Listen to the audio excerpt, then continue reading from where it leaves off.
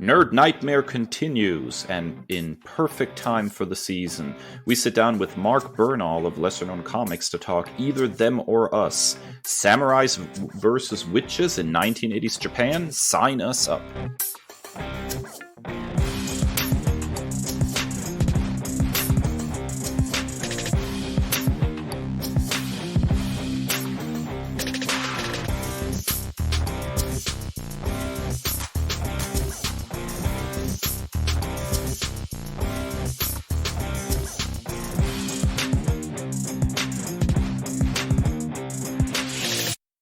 Ladies and gentle nerds, welcome into a new episode of the Nerd Byword podcast, episode 124. In today's episode, Kris sits down with founder of Lesser Known Comics and writer Mark Bernal, who is talking about the upcoming book Either Them or Us, which features samurais versus witches in 1980s Japan and will be on Kickstarter on October 18th. But first, as always, it is time for Nerd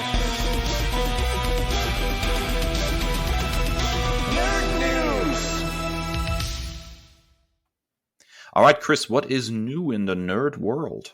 Well, the internet was completely taken over when Ryan Reynolds, star of Deadpool 3, the upcoming MCU entry of the Merc with the Mouth, announced that they were really looking for inspiration for the third film in the franchise, the first in the MCU, and then a all too well-known actor appeared in the background, and Reynolds said, "Hey, Hugh, you want to play Wolverine one more time?" "Yeah, sure, Ryan." Hugh Jackman is back to play Wolverine, apparently one last time, in Deadpool 3. They followed up with a subsequent video in true Deadpool fashion where they sat down to, quote, explain everything, but all of their explanations was overrun by Wham's "Wake Me Up Before You Go." So details are scarce, but Hugh Jackman is back. What this means in reality, how this is going to play out, who knows? My gut instincts is telling me it's going to be something like what we saw with Sir Patrick Stewart in the Multiverse of Madness. And to be honest, with the banter that Jackman and Reynolds have had for the past decade or so, it was almost like a foregone conclusion that this had to happen. What are your thoughts, Dave? Well, I'm actually very pleased that this is happening. Obviously, this would take place in the timeline before Logan. Everybody, proclaims Logan as this masterpiece that should not be touched. This is the end of Wolverine, blah, blah, blah. That's all fine and dandy. I always liked Hugh Jackman's performance as Wolverine, even if I didn't always like the movies that he appeared in. Fox's X-Men franchise has been messy, to say the least. I don't think that this is some kind of like Hugh Jackman is now the Wolverine of the MCU, and now, here we are. This is obviously just, sort of an encore, I guess you could say, a one more time kind of thing. I think we're going to get a different sort of MCU Wolverine. I would even be I would actually be surprised if they don't go a different route and do X-23 as Wolverine in the MCU. So we get something that's a little different since Jackman's performance is so well known and so well liked. So I'm actually really, really pleased about this. I'm a big fan of the Deadpool movies. I'm a big fan of Ryan Reynolds generally already, way before his foray in the comic book movies. So I think this is just a win altogether. Yeah, I'm hoping I would still like to see Logan per se in the MCU, because I think it's a really important relationship between himself and Laura. So I'm all for, Laura being brought into the MCU. In fact, I think Daphne Keane, should return to the role. I think she was really great. So I'm really not putting a whole lot of stock. I'm taking a wait and see approach. I'll believe it when I see it. And then, Hugh Jackman is not going to be playing Wolverine for another 10 years in the MCU. It's just not going to happen. This is a fun little nod. I think Wolverine as a character, Logan, is at best when he is playing off of other people. I think, unless it's a completely solo one, I think it's best when he is juxtaposed against people like Deadpool or like Nightcrawler or Kitty Pryde, things of that, characters like that. So I'm excited to see this, but I'm not like shaking the table like so many fans are. Oh, I'm very, very excited about it. I mean, don't get me wrong, but I'm not worried about implications for the larger MCU. They opened the multiverse can of worms, and now they're definitely going to use it for this kind of stuff, and I'm for that. I mean, this kind of fan service is the best kind of fan service because I think we're going to get a really, really interesting movie out of it. So I'm totally fine with this. I have no concerns whatsoever, to be honest with you. And it's kind of puzzling that people are so perturbed by the Logan of it all. I mean, the film, like, he already died. Well, so did, Charles Xavier in that film, and he showed up. Like, it's literally the multiverse. Like, this could be an AU Logan that is not from the Fox X-Men franchise, just like Patrick Stewart's Charles Xavier was in Multiverse. So I'm really confused by their, confusion, honestly. Yeah, me as well. I'm not quite sure what the problem is, but you know how people are. Very reactionary, yeah. Yes, they kind of get their panties in a bunch. The biggest problem, I think, to me always is, hey, listen. Here's the fact: Logan, the movie, is always going to be there, no matter what they do in the future with the Wolverine character, no matter what they do with Hugh Jackman's return, no matter what happens when they recast the role. Ultimately, the movie's always going to be there, and nothing that comes later is going to quote unquote besmirch your experience. Just enjoy the movie and simmer down. All right, Dave, you've got a blast from the past for us. Yeah, so I'm going to be talking much more extensively after we get out of a Nerd Nightmare about Mighty Morphin Power Rangers, because I'm kind of, I guess, re-falling in love with the franchise a little bit. Cheesy as it though may be. I had a mad love for it when it first came out and I was a little kid. And now we're cruising for the 30th anniversary. And apparently there is going to be a 30th anniversary reunion special that is set to be released in 2023. Now, what exactly that will look like, we're not exactly sure yet. However, we know some stuff already. We know, for example, that original Red Ranger Austin St. John is not going to be able to make it.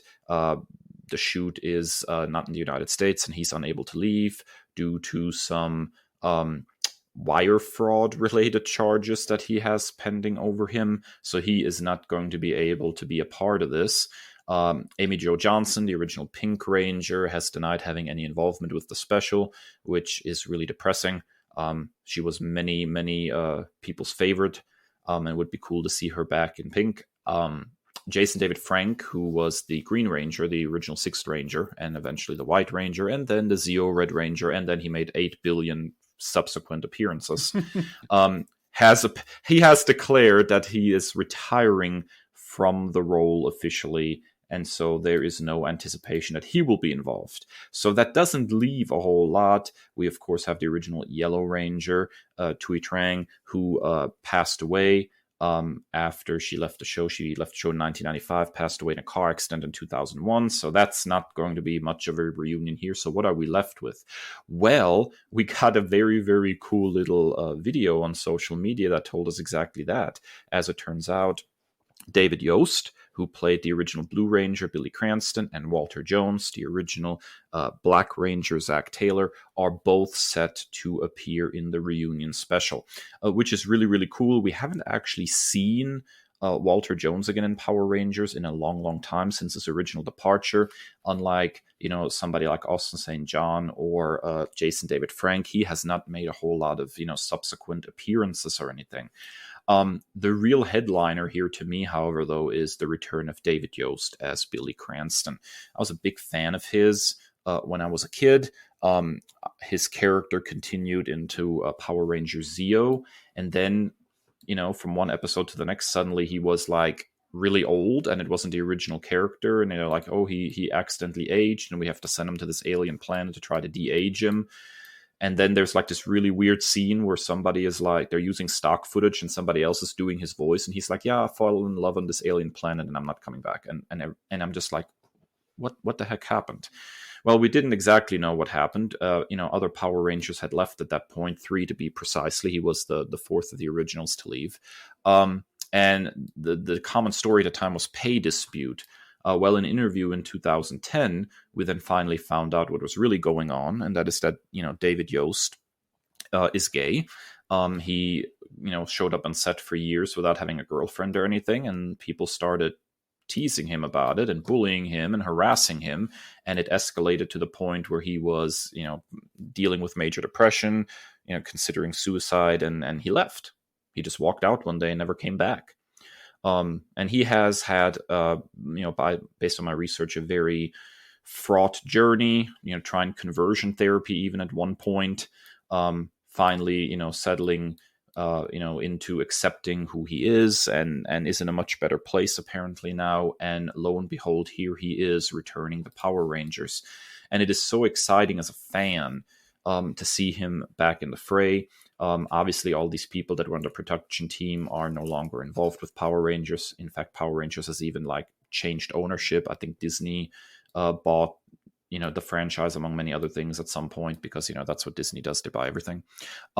So seeing him return to the role is a real headline moment for me, and I cannot wait for this reunion special just to see the Blue Ranger back in action. Dude, I'm in. Billy and Zach were my two favorites. So that's all I need. I know a lot of people were crushing on Kimberly Jo Johnson as a Pink Ranger. That's all fine and dandy. Guilty. Listen, I'm honestly shocked that Jason David Frank is retiring, because there is absolutely no one in any franchise that has milked something quite like Jason David Frank has with being Tommy. He is just so emblematic of the franchise, and he will never let you forget about it. It's hilarious to me to see his social media pages and everything.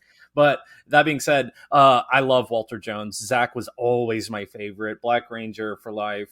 And Billy was, they're my two favorite colors, black and blue. So Billy was super cool, as the only one with glasses, nerd representation,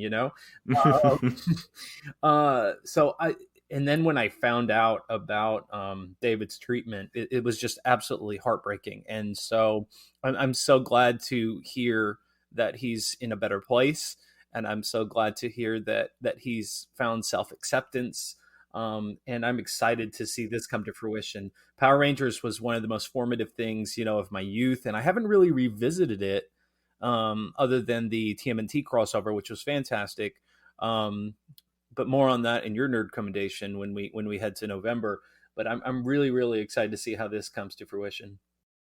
I do too, and there were some of the first run replacements on Mighty Morphin Power Rangers that are probably going to make an appearance to sub in for some of the ones that aren't going to be part of this. And then there's a rumor going around that they're going to have actually Trini's daughter as a character, which is an interesting way of kind of trying to pay tribute to somebody who passed away. So it's just a really cool thing overall.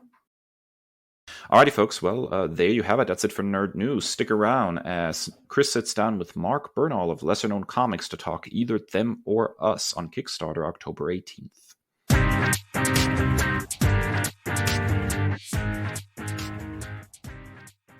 Welcome back to this week's Meat and Potatoes segment. You know it as our Byword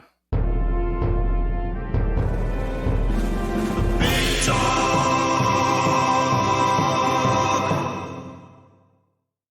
And this week, we have yet another returning guest. I guess we're just awesome like that. We have Mark Bernal. You remember him, folks, from being the founder of Lesser Known Comics, and he's got another book to talk to us about. Mark, thank you so much for coming back on the Byword. Yeah, thanks for having me. So, what's been up since we talked last, Mark? It had already been a busy year, and I was starting to feel the burn, and I was starting to feel like, maybe we'll slow things down for the summer. And then we kind of just got bombarded by a bunch of amazing creator-owned comics that when people come up to you and they have, hey, I got a book, it's already done, I just need someone to help me launch this Kickstarter, and in some cases have them already printed, and that I was I'd be an idiot to say no. So whereas I thought we only had one campaign left in the year when we were in July, we've run, I think we're in the middle of the third of 5.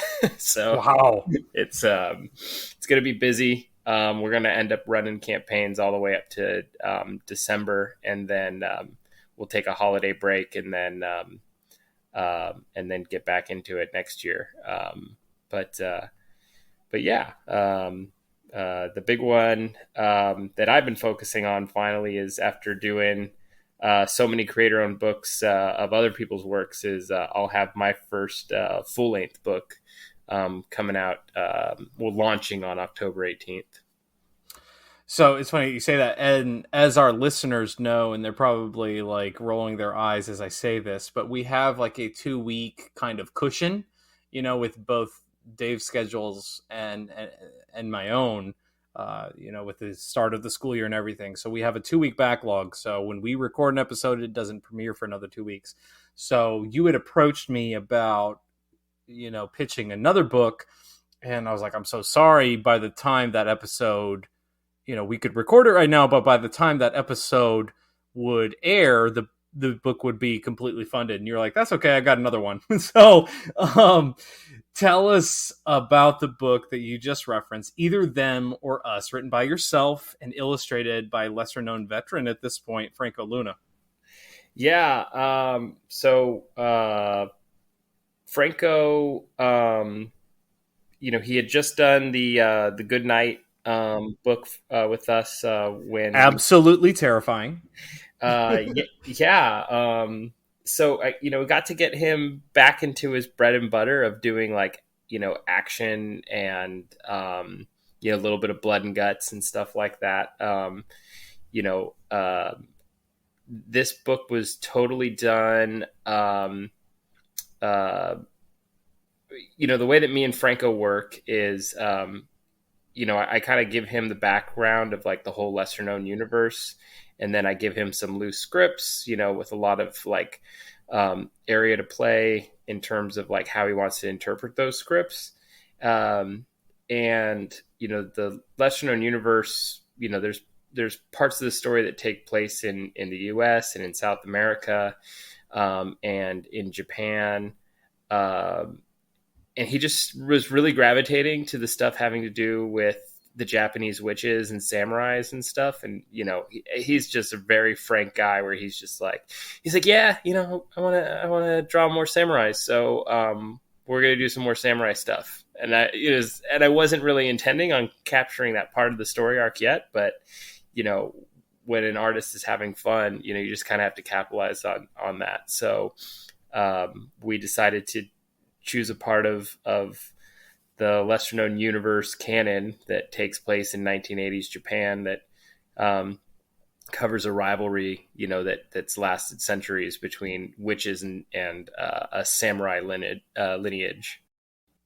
So this is like a crazy hodgepodge of, some of my favorite, comic book runs. As a fellow X-Men fan, if I remember correctly, that 80s Claremont, most of it is set in Japan.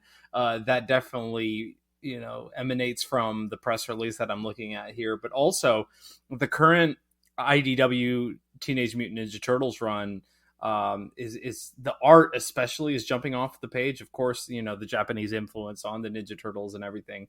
I'm thinking, like Japanese, mysticism and stuff is really influenced on the current IDW run, so that really jumps out. What made you guys want to fuse all of these elements together? Because this is, you got some high-tech stuff in here too, like futuristic technology. Yeah. So the story arcs that I've been writing have they've all originated with a character that actually takes place in that most first story arc takes place either in California or in South America. But one of the interesting parts about California and countries like Peru is that they have a huge Japanese influence. A lot of people don't know that like Peru actually had like a Japanese president. They still called him El Chino, but they have a huge, like, their ceviche is just like unbelievably delicious there. With that fusion of South America and Japanese culture. So I was always intrigued by that, and I was intrigued by coming from the San Francisco Bay Area with both Japantown and Chinatown, and just seeing those influences. So I kind of just wanted to like build that out. Also, my wife's family's from the Philippines, and seeing that that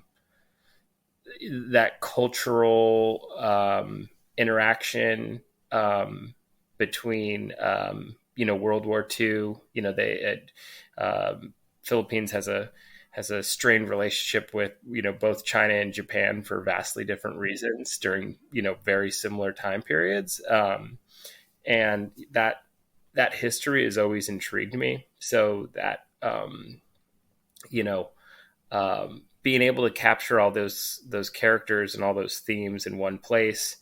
And then, yeah, like you were talking about with like the Claremont run, and I think also, when Storm was rocking the Mohawk, that's I'm just that's what I'm like drawn to, and our the one of the factions within the book is the Fujimoto family, and they are the samurai lineage, and they have there's only one female that's part of this, henchman mercenary crew that they have. And she's just like largely inspired, by that style that like Storm had, just, they get short hair, and it's, just a very striking, silhouette. It's really funny you say that because, my background is in Spanish, and so like Latinx culture is like one of my great passions in life, outside of like nerddom and all of that. And you mentioned Peru and other elements of South America, but like Argentina is one that I always cling to, and seeing the fusion of the influx of immigration from particularly Italy and like into like Buenos Aires, and you have like the fusion of that cuisine and culture and language, and it's just fascinating to see like the melting pot that this really becomes. Yeah, and I think Franco has a particular appreciation for that, being from Argentina. Yeah. So perhaps that may have influenced his being so drawn to the multicultural portions of the story. I'm always blown away about how I think there's like sometimes like a false perception of history of that there was a separation of all these distinct worlds and cultures up until recently. People talk about globalism and things like that as being like a recent event. But you can visit in places like Oregon where they have the bars still there, where people were like literally shanghaied, has the trap door. You're just like, what? This was not in my textbooks, of course. Yeah. And in many cases, it's only exists in like comics and stuff like that. Those nods to those types of stories. It's a not so subtle nerd commendation that Dave gave me before we even started the show was the Stuff You Missed in History podcast. That like all those things that like, oh my God, like, and that, things like the Tulsa Massacre that, came to light because of like comic inspired like pop culture nerd inspired shows like Lovecraft Country and Watchmen, like, was brought back into like popular knowledge and pop culture, like things that we just like wanted to brush away as American consumers and citizens. It's just absolutely crazy. But yeah, I think that's one of the things that drew me even as a young kid to Latinx culture, was like it's not monolithic. It's so diverse, it's so inclusive, and it's so complex that I was just like, I really need to dilute this. It's almost like a science project because there's so many different influences from so many different sources. Yeah, I did have to fudge with some of the locations and do a little bit of like alternative history and things like that. Yeah. Just, so I came up with a city just called Kaijo City, which most of the events in Either Them or Us takes place, and it's just so that I can have Tokyo run by witches and has like a history that closely parallels what was happening in Japan in the 1980s, but if the modernization of Japan was largely a conspiracy of witches to get rid of the samurai, and tying that back to even the World War II war tribunals and things like that, of having that being a way to target past grudges within a particular country. That's it's not an unpopular concept, but it's in like any war torn area where outside forces and being used to settle domestic scores, essentially. So tried to make a history that paralleled real history, but obviously you got some room for fiction when you have to sprinkle in witchcraft and samurais being at odds during those periods and being the driving forces of major world events. I've said it on this show before, but like I really think that there is no other country that has been like a wellspring for inspiration than the country of Japan for nerddom. Like, I mean, look at all the things that have sprung from this country and its culture and its influence. I mean, you have anime, you have kaiju films, you have Godzilla, you have the Teenage Mutant Ninja Turtles is heavily influenced from Japanese culture and history. It's just crazy to think that one country has such a lasting influence on pop culture.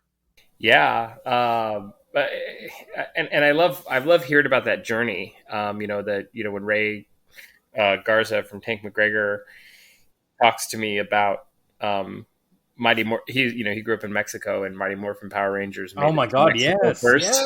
yes. And I find that so intriguing. 90s kids rise up. Yeah. I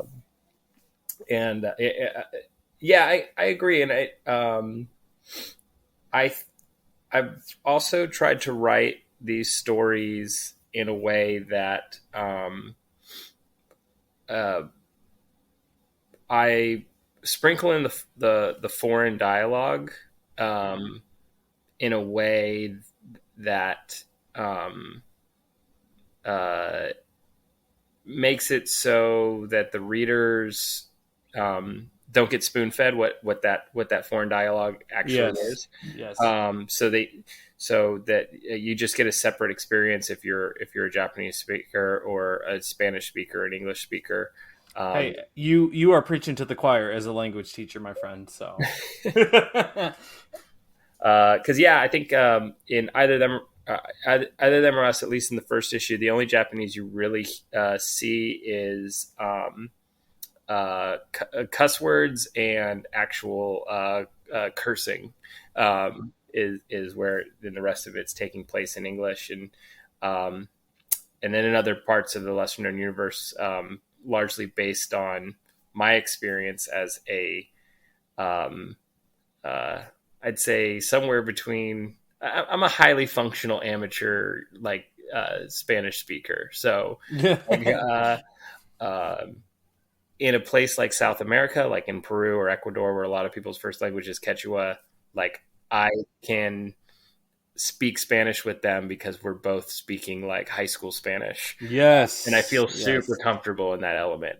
I speak more Spanish in Ecuador or a place like that than I do in California where I grew up, because most people, when they see me struggling, they'll just switch to English. And, you know, and I feel bad, right? I don't want like someone to be like, they might just be trying to interact with me, at the grocery store or, at the DMV or whatever. And I don't want them to feel like I'm forcing them into, being my 5-minute Spanish tutor. We have no choice. We have no choice when we're in a place like,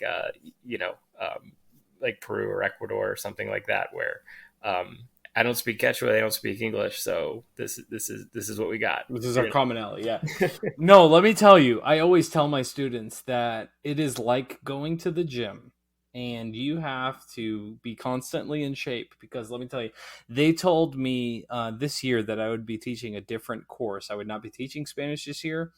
And so I got a call to the office, and they said, we need you, Kris, we need you. We have a parent that doesn't speak English. I'm like, oh my God, I haven't spoke exclusively Spanish in months. And I just blamed it on the noise of the, like the office was really busy. I didn't understand a thing that woman was saying. And this is something that I've done, as a focal point of my entire life since I was 16 years old. But it was a struggle, man. Yeah, it is a constant muscle that you have to work at. Yeah. Yeah, I'm definitely always amazed by how quickly, and it could be anything. Yeah, I was playing a lot of piano during quarantine, and yes, I mean that was less than 2 years ago, and the amount of music I don't know how to play already, is just astounding to me. So as is, the going rate with Kickstarters and crowdfundings, what kind of incentives can potential backers look forward to with this project? So we had a couple of things that we were trying out. The things that I really like, variant covers are pretty standard.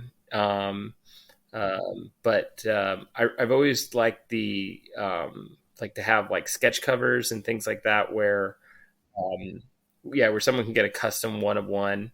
But the tough part about that was Franco being in Argentina, right? So how do we send art? How do I print up copies of the book, send them to Argentina? Which last package I sent him in Argentina cost like $95 just to get it there.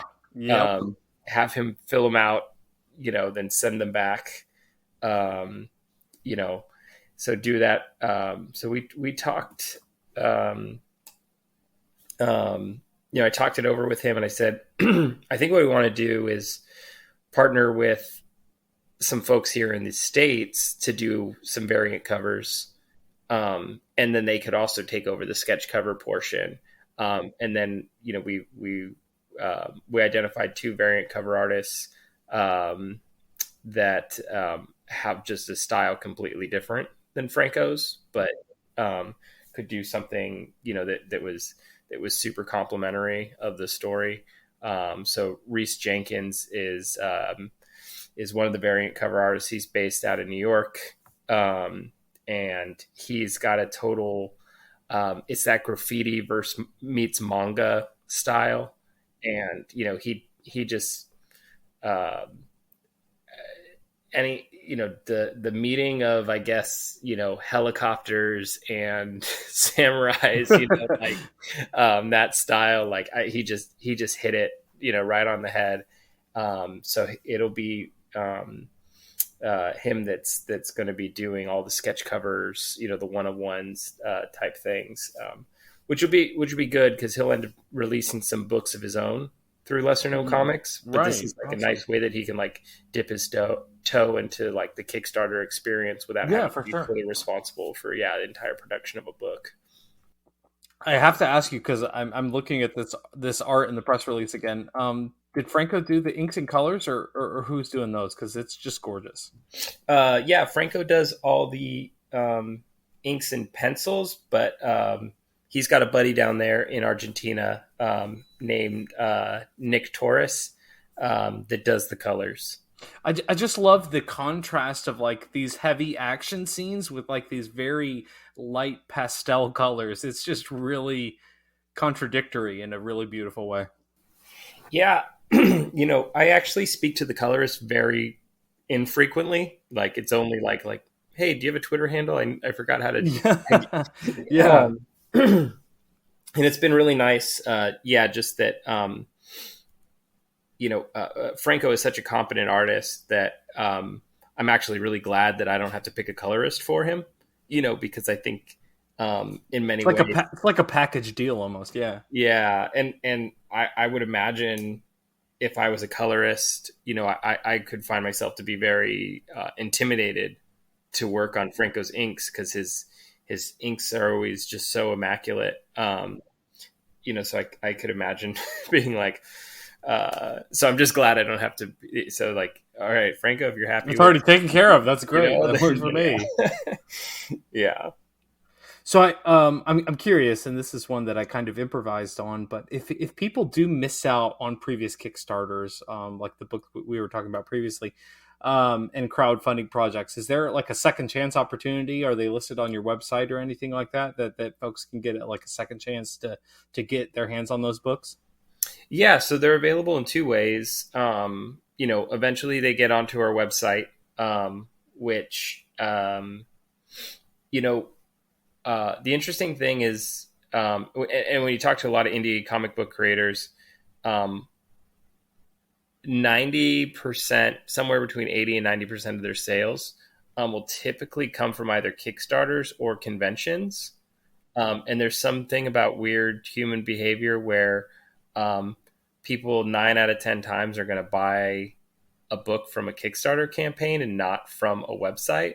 I think it's the ticking clock portion of it. Yes. It's the exclusivity. Let me tell you, it's the exclusivity. Speaking from experience, yeah. So one thing that we do on all our campaigns now is as you get past the regular tiers of, the lowest tier is always, the digital one, then the physical, then maybe exclusive variants. And then, but you get to the more expensive tiers. We have, collect the entire, lesser known comics catalog. And then in the add-ons, we also have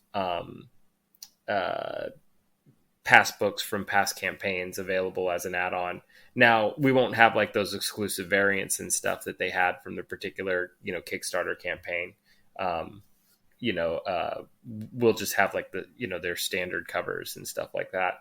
But what it makes it nice is because inevitably the day after Kickstarter closes, somebody reaches out and they're like, "Oh man, like I just missed it." And you're like, "No problem."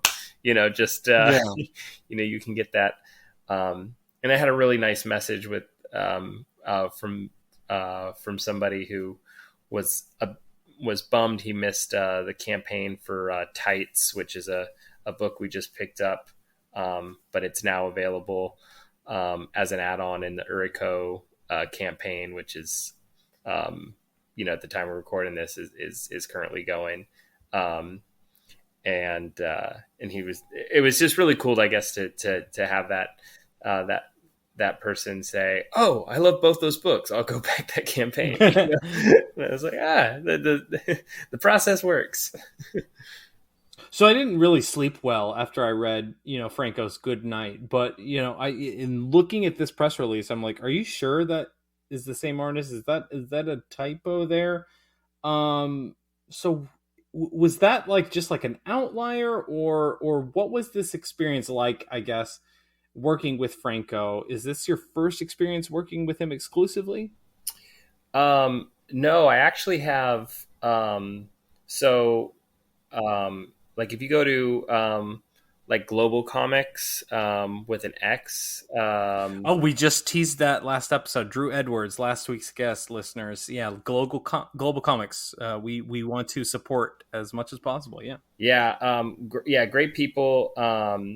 And I speak to Eric from that company, quite a bit, just as I bombard him with my ignorance all the time. And they're very supportive. They're very in tune with the indie scene, and I think that's going to be a platform that's going to do extremely well. But some of our earlier stuff, Lesser Known Comics number 3, for example, is one of the first ones I did with Franco. Is available to read for free on that.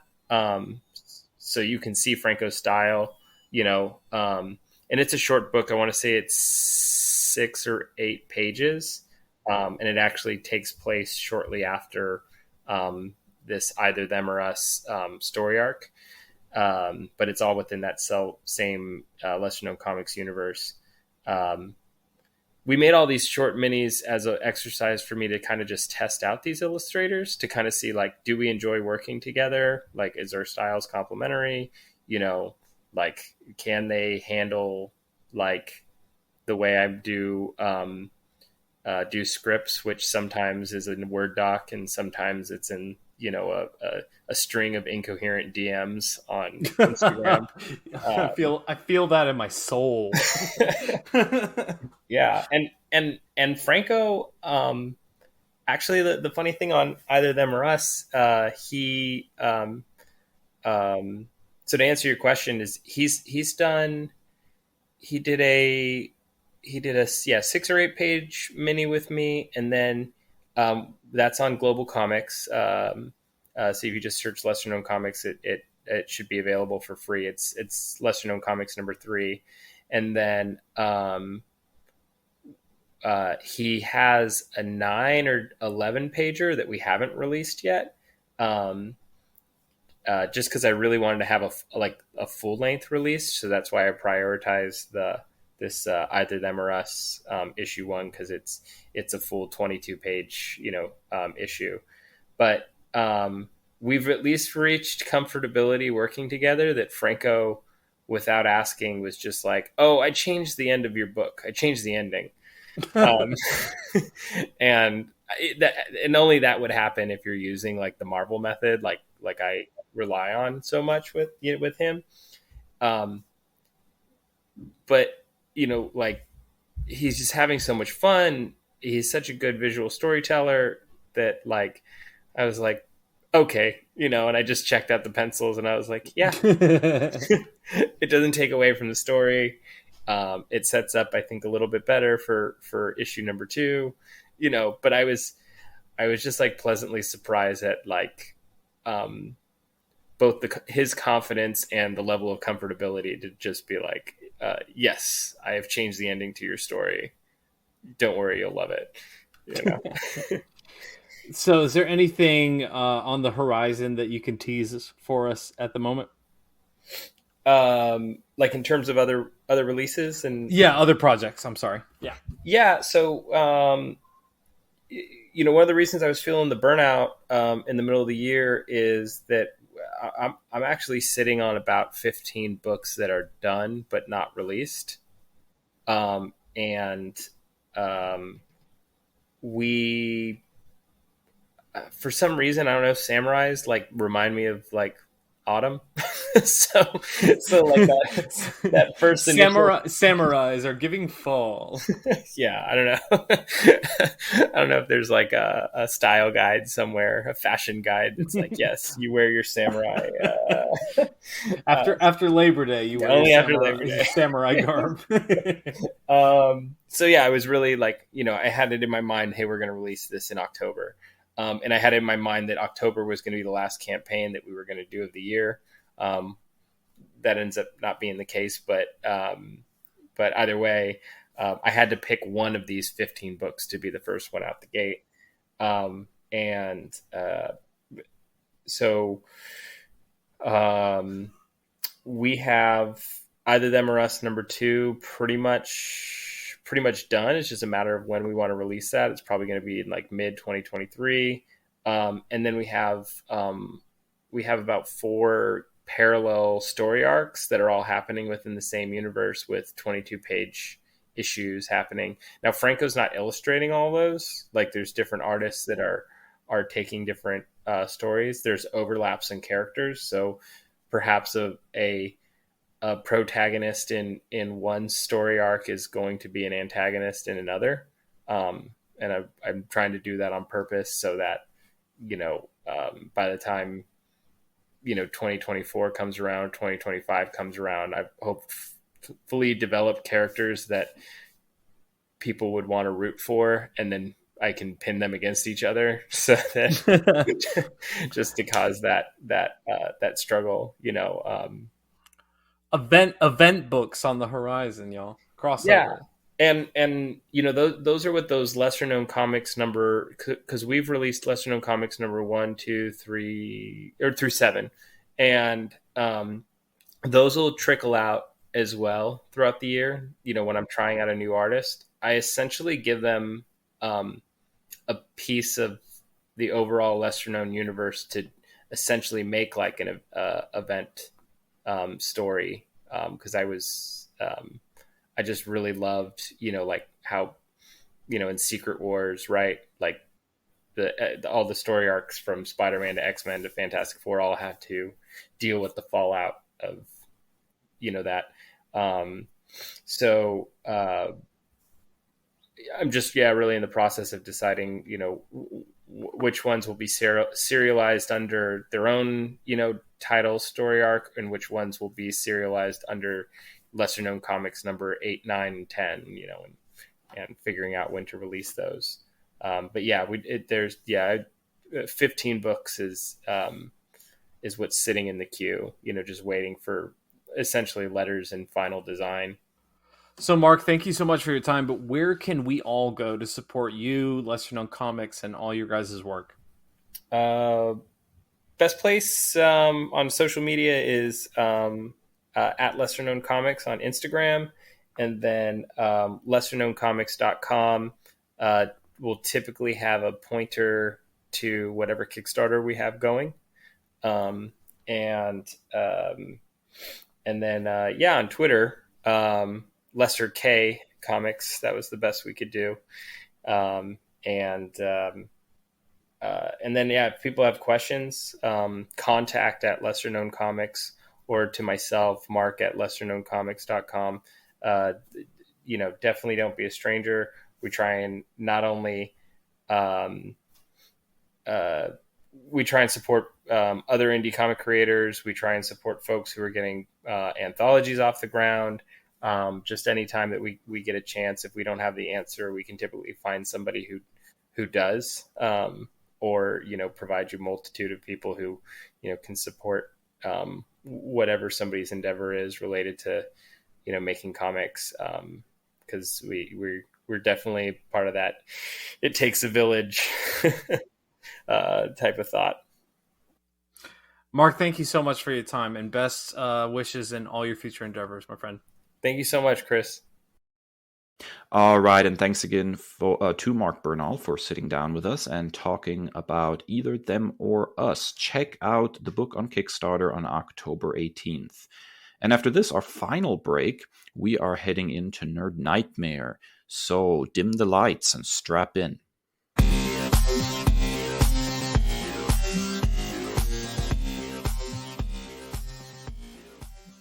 All right, folks, we're back, and it is time for our October staple. Yes, you know it as Nerd Nightmare. And once again, it's time to try to scare the pants off of Chris, our little scaredy cat, who is still in his infancy when it comes to learning about the horror genre. And this week, we are actually checking out A Quiet Place, something that's a little more modern and features everybody's favorite Office character, perhaps. It's a very cool little movie dealing with sort of an alien race, perhaps, although it's never fully explained, that hunts humans by sound. A whole bunch of people are dead, and this one family is trying to be extremely quiet to survive. Kris, I'm absolutely fascinated to hear your take on this movie. I think I'm graduated from my infancy, even past toddlerdom, maybe, and maybe into full-fledged childhood when it comes to my scarediness, because I'm now to the point where I'm like doing the textbook thing where you're like yelling at the television, or in my case, my iPhone, like, why are you doing this? This sounds like a terrible idea. And I've graduated to like the logical applications of the script. Why in the world would you try to have another baby in a world like this? Because as parents, you know, Dave, we both know that babies are not quiet. Listen to some of our recordings. Hey, there you go, right? Yeah, so I'm just going to point out that maybe the local drugstore ran out of condoms or something. I mean, birth control in a post-apocalypse might not be that easy, Kris. I'm not sure. Do they hunt via sound and contraceptives? Do they also hunt contraceptives? While you're there at the pharmacy, perhaps.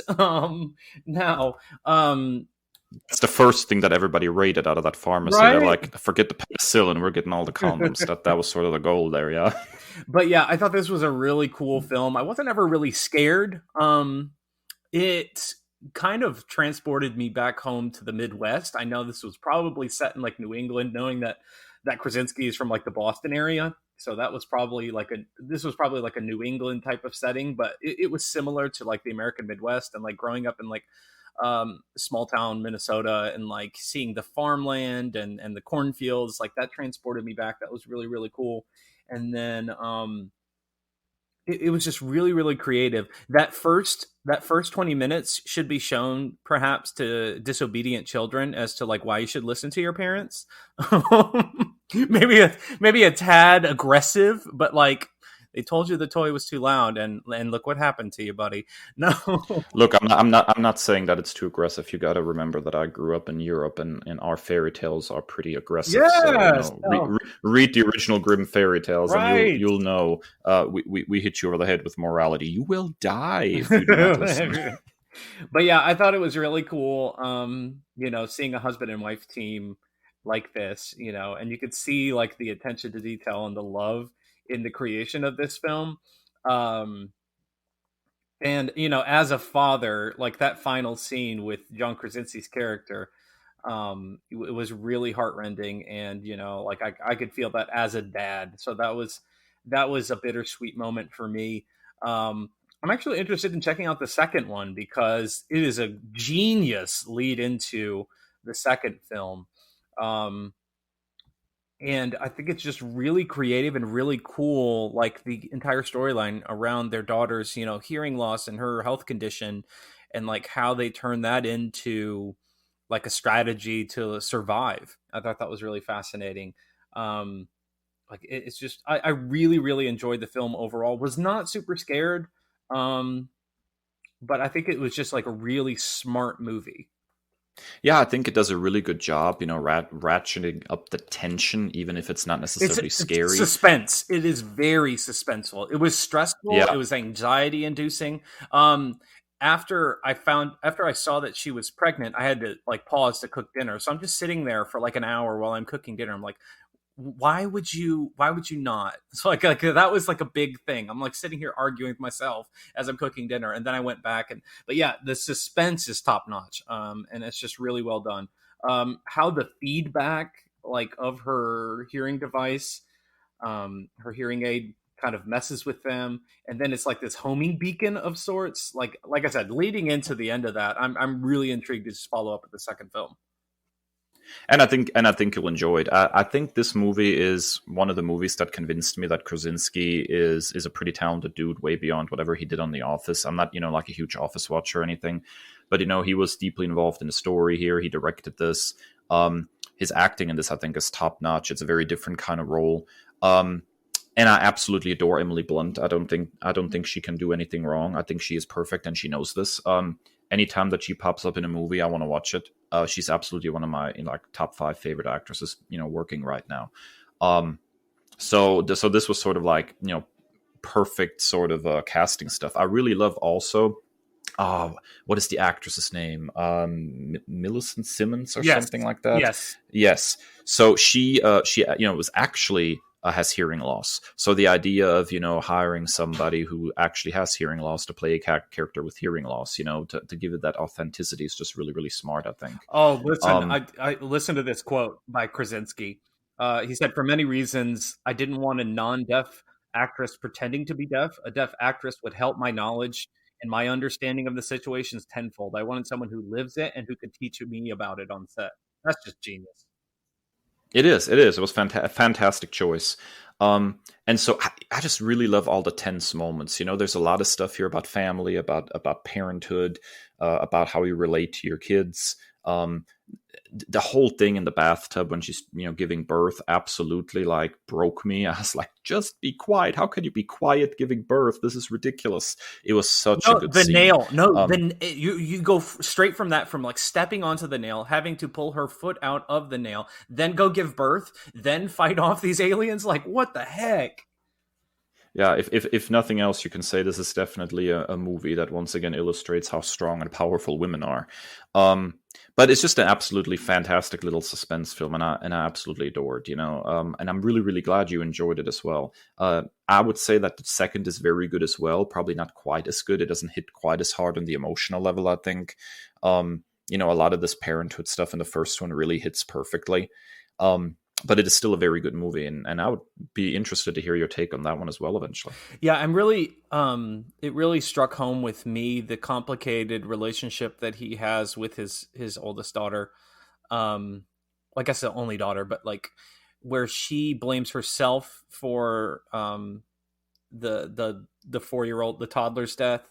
And like, it's just a massive miscommunication. And that's something that, as a parent of preteens and teenagers, I can incredibly relate to. I think all kids go through that phase, and where there's just a misunderstanding where you think like your parents don't love you, or so that was incredibly relatable, obviously to a much more extreme extent, but like I could feel that.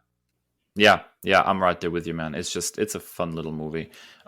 Even though it hits hard emotionally. I mean, how many horror movies do you know that kill like a toddler in the first 10 minutes and then like, okay, this is where we start. It hits pretty hard, man. I think this is like the first time I could take, admittedly, I've been very agnostic of, Krasinski outside of The Office. This is the first time that I've really seen it. The Jack Ryan ones, I tried like the first episode, and it just didn't work for me. And then I think the Reed Richards cameo was such a fan servicey moment, and it seemed like he was just doing it for the fans, that it didn't really bring a whole lot to that performance. And this is the first time I've seen him not as Jim Halpert, which if I do nothing else in my life, you will watch The American Office. And so this is kind of rekindled that for me. Yeah, I find him totally believable in this, and his directing is really flawless. I do not know where he got all, the basic know-how. He must have watched a lot of horror movies, because a lot of the, the way the camera moves, the cuts and everything is pretty darn spot on. He did a really good job with that, man. You know what? It almost evoked like Signs or like something out of M. Night Shyamalan's, but without like the eye roll of most M. Night Shyamalan movies. Yeah, there's a lot of eye roll in the Shyamalan movies. Also, I have extreme beard envy of Krasinski in this movie, so maybe that's part of my enjoyment of it as well.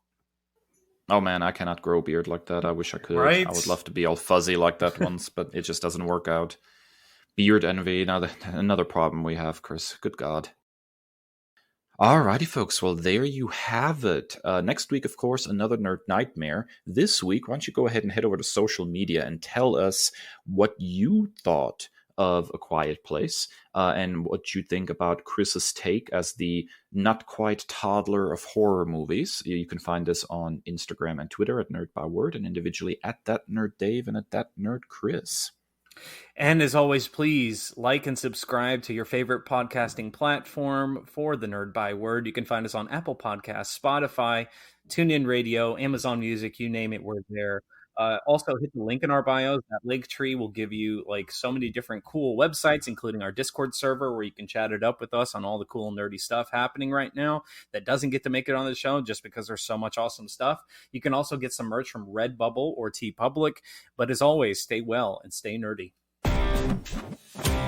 The Nerd Byword is written and produced by Kris and Dave, two nerds with a love of all things pop culture. The podcast features music by Al Jimenez with additional drops composed by Joe Biondi. Our show art is by Ashery Design.